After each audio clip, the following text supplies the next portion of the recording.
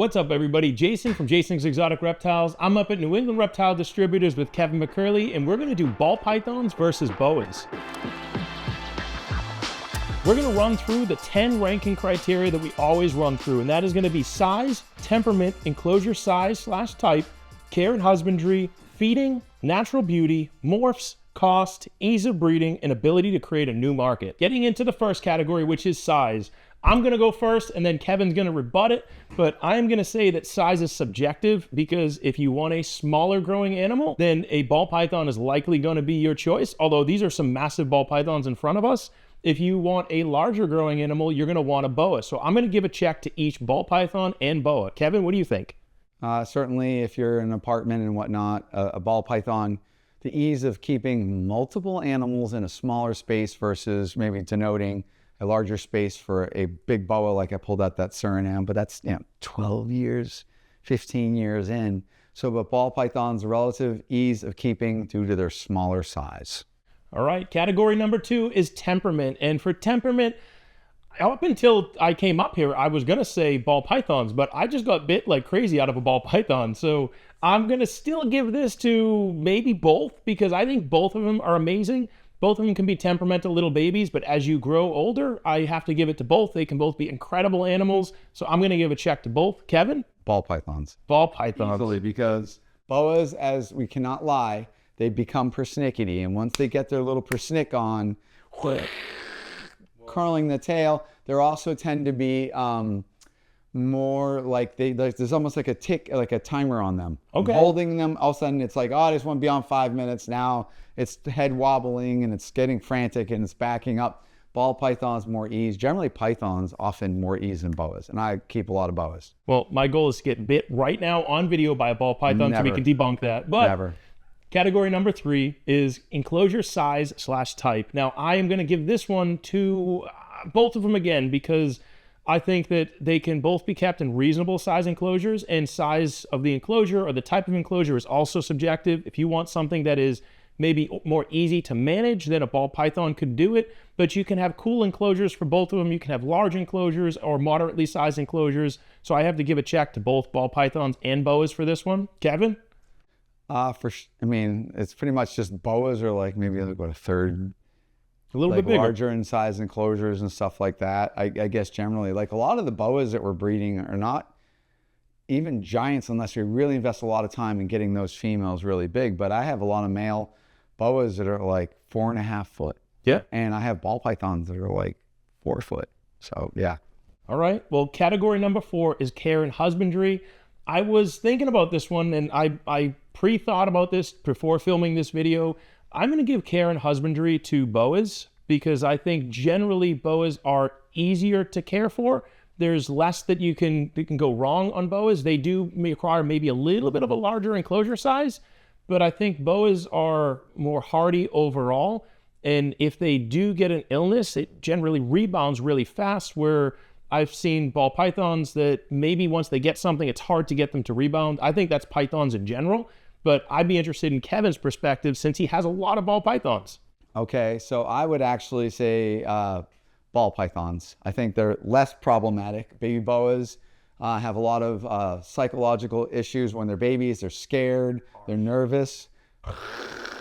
If you upset them, they might throw up. Ball pythons almost never throw up. They don't regurgitate because they don't eat. You have to eat food to regurgitate. What's that? Ball pythons.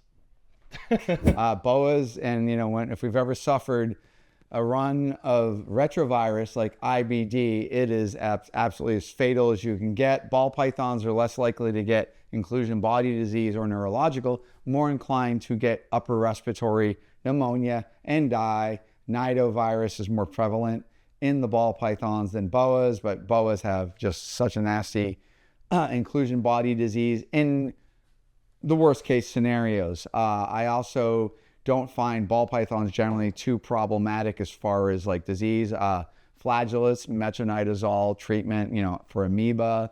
Boas, regurgitation.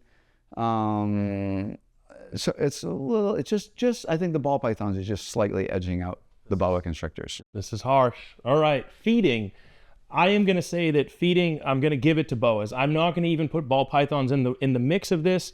I think boas are generally easier to get feeding on frozen thawed and keep them feeding consistently. Ball pythons are known, I think Kevin will agree with this, but they are known to have feeding issues, not issues, but they can be picky feeders. And as a newer keeper, it can be extremely frustrating. Even an experienced keeper can be extremely frustrating. Personally, if ball pythons were better eaters, I would probably still keep ball pythons. But Kevin, what are your thoughts? I agree with you. It's a boa baby is more likely to eat a non-animated rodent that you just leave in the cage defrosted, whereas a ball python almost will never do that. So I'd have to go with you. All right, we win. We both agree. The next category we have up is natural beauty. Now, this is not morphs. This is just wild type. Which one looks better? Also subjective. I think they're both beautiful animals in their normal phase with no morphs, but I have to give it to boas. I like the boa pattern. I think there's more dynamics, there's more dimension going on, so I'm going to give it to boas.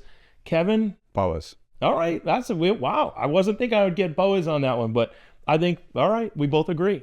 Now, the next category up is morphs, and seeing these ball python morphs, and certainly there's amazing boa morphs, but I think that I have to personally give that ball pythons have more variety in types and dimension in their morphs.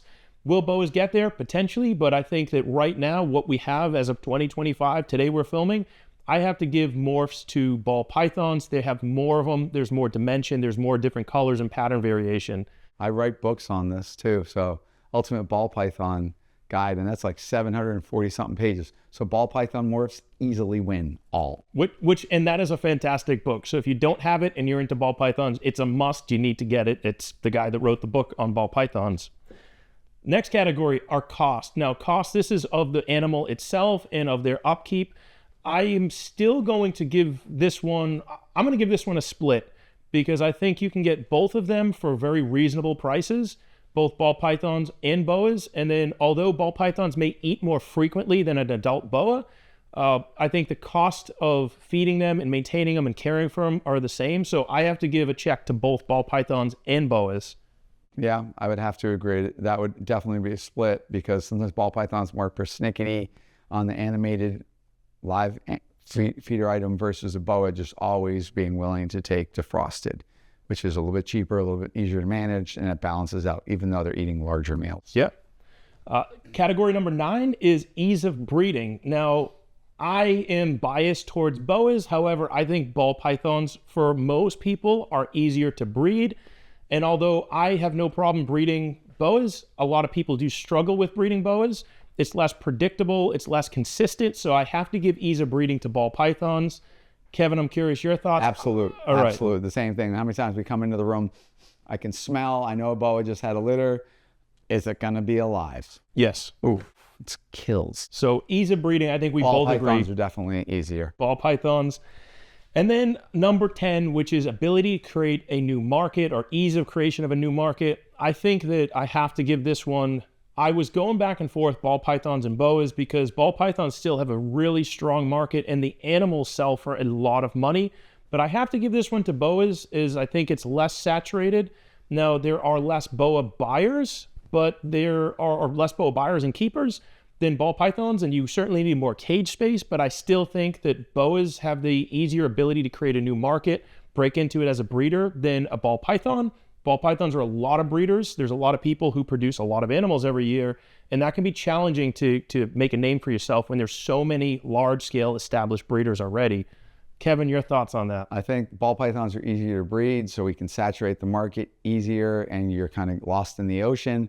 Boas, to actually get a nice, successful, healthy litter is harder, so it's a buyer's market when you have more people wanting something than, you know, just the overabundance of ball pythons. Although there's remarkable ball pythons out there, there's also a lot of like the base stuff.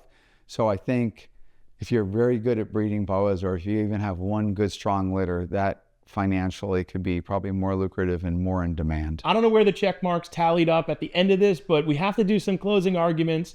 I am going to give this one hands down to boas because boas, in my opinion, are the perfect animal. They grow to the right size. They interact enough that keeps you engaged in the animal. They're easy to care for. If you want to breed them, they're not impossible to breed. You can create a new market, and they're very solid eaters. They're super hardy, so I have to give it to boas.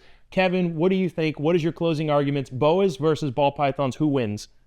That's a really good one. I love ball pythons. Obviously, I cut my teeth big time on ball pythons, but I certainly appreciate my boas. But for maybe a little less heartache, ball pythons might give me a little bit more reward to make the crazy stuff that I can only imagine, where I've had coming into like boa dead litters or stillborn litters, and it just, man, just takes the life right out of you. So hatching ball pythons.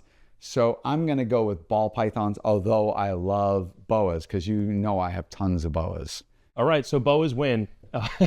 So hope you guys like this video. If you're not subscribed to Nerd's YouTube channel, make sure to check it out. If you're not subscribed to their social media, check that out too. Until next video, let's keep it moving. Bye, guys.